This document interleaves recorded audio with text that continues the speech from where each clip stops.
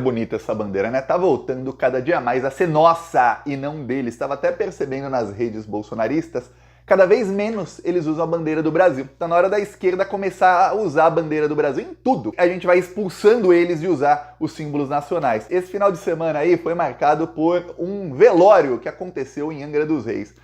Você deve pensar, Thiago, teve um velório, quem foi que morreu? Quem não morreu ainda, mas já tá tendo velório. É o bolsonarismo, está morrendo.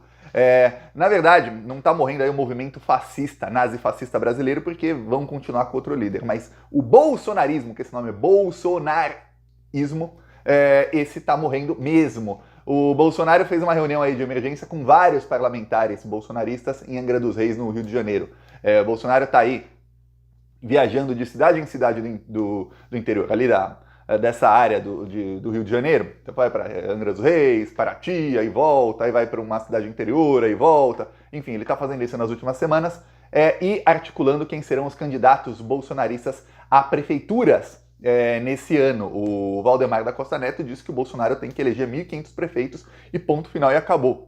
Então o Bolsonaro está meio sem saída nisso aí, está tendo que trabalhar fazendo essa articulação ali. Só que a articulação do Bolsonaro é o seguinte, é colocar gente bolsonarista raiz nas candidaturas de prefeituras e gente que ele sabe que será alvo da Polícia Federal para impor narrativas.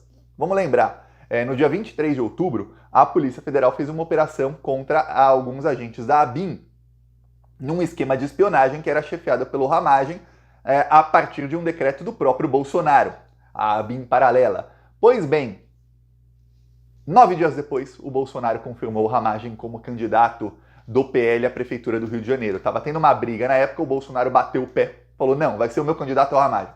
Aí todo mundo, que estranho.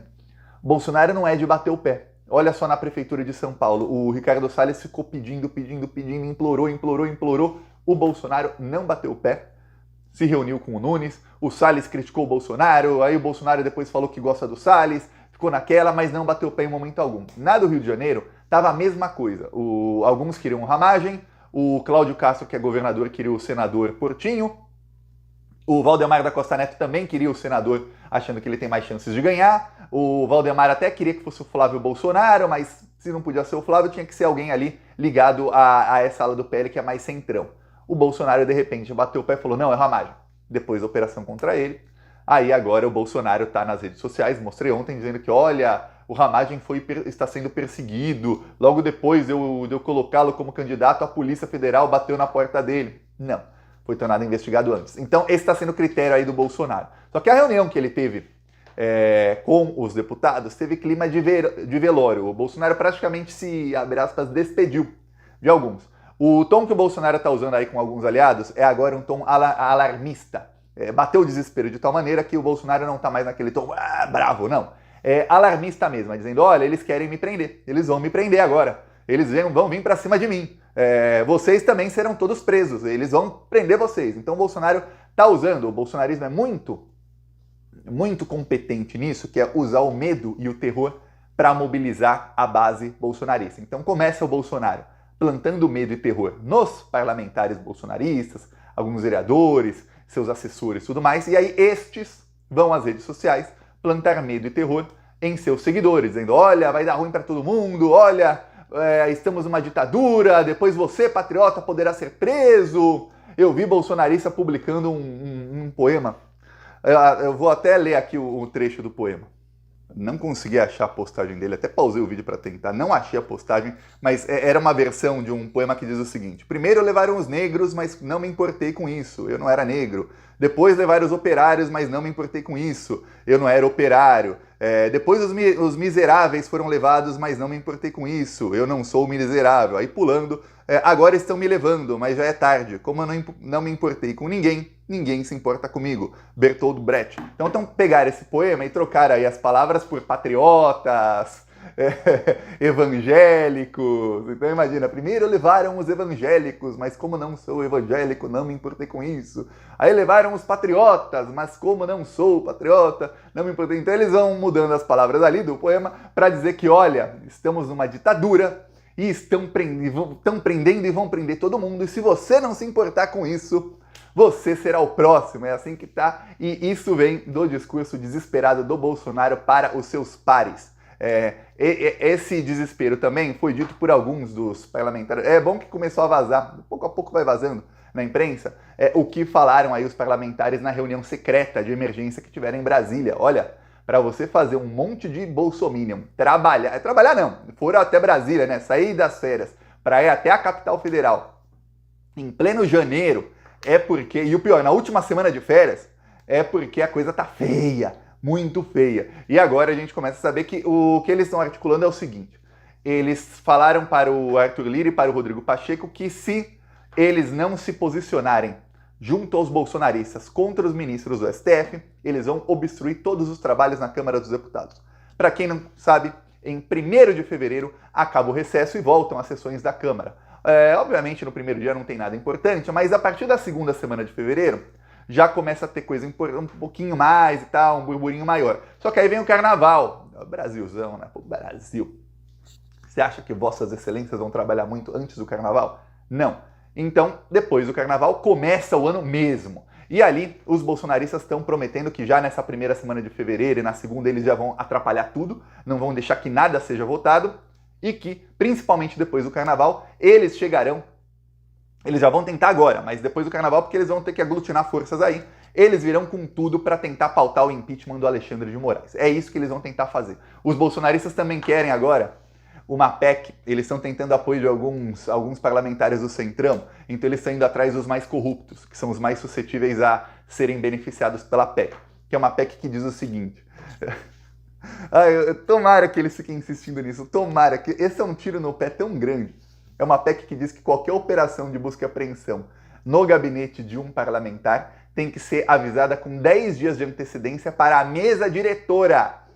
Mesa diretora, para quem não sabe, tem 7 parlamentares, tá? Não é um só não, são 7. Então todos esses 7 têm que ficar sabendo e eles têm que aprovar que a Polícia Federal possa fazer uma operação de busca e apreensão no gabinete de um parlamentar. Eu vou te mostrar aqui quem é a mesa diretora da Câmara e do Senado. Na Câmara, Arthur Lira, presidente, Marcos Pereira, vice-presidente, Sóstenes Cavalcante, bolsonarista do PL, segundo vice-presidente, Luciano Bivar, do União Brasil, secretário, Maria do Rosário, secretária, Júlio César, do PSD, secretário, e Lúcio Moschini, do MDB, secretário. Quer dizer, todos esses 7 seriam avisados com 10 dias de antecedência que a Polícia Federal iria no gabinete do Carlos Jordi. Qual a chance disso não vazar? Essa é a PEC que eles estão aí tentando aprovar, então os bolsonaristas estão indo atrás de parlamentares corruptos, porque esses têm aí alguma chance de que algum dia seja feita a busca e apreensão, a Justiça, a Polícia Federal vão atrás deles. Então os bolsonaristas acham que tem uma chance deles chegarem aí à maioria para aprovar uma PEC, porque isso é do interesse de muitos parlamentares. Aí você imagina, obviamente isso ia vazar. Aí o que acontece? Se uma PEC dessas é aprovada, não será, viu? Para quem tá falando, Thiago, não, vai acabar. Se uma PEC dessas fosse aprovada, é óbvio que é inconstitucional, o que aconteceria é que o gabinete de um parlamentar viraria uma espécie de bunker. Por quê? Porque é inviolável. Então o que acontece é que o parlamentar comete crimes, e aí as provas ele deixa todas dentro do gabinete. O parlamentar pode assassinar alguém, deixar a arma dentro do gabinete dele, porque para a polícia ir lá e pegar a arma com a prova do crime, a mesa diretora tem que ser advertida com 10 dias de antecedência e autorizar. Então se tiver uma mesa diretora bolsonarista, fala, não. Que a Flor de Lis matou ali o marido / filho, que ela era casada com um filho, né? Matou o filho, o marido... O que? Vamos supor, a arma do crime está no gabinete dela, diz a Polícia Federal. Tá nada, não vamos aprovar isso aqui não. Sai, polícia. Não pode entrar no gabinete da Flor de Lis. Ou, sim, pode entrar. Ô, Flor de Lis, daqui 10 dias a polícia vai lá no seu gabinete, hein? Se tiver coisa lá, tira. Imagina um negócio desse. É óbvio que é inconstitucional. Então eu tô torcendo muito para eles continuarem nessa. Eu fico pasmo como eles têm ideias cada vez mais burras. Aí eles querem também a aprovar na Câmara o projeto que limita decisões monocráticas do STF, que os ministros já falaram é inconstitucional, será barrado no STF. O Lula vai vetar e o STF vai barrar.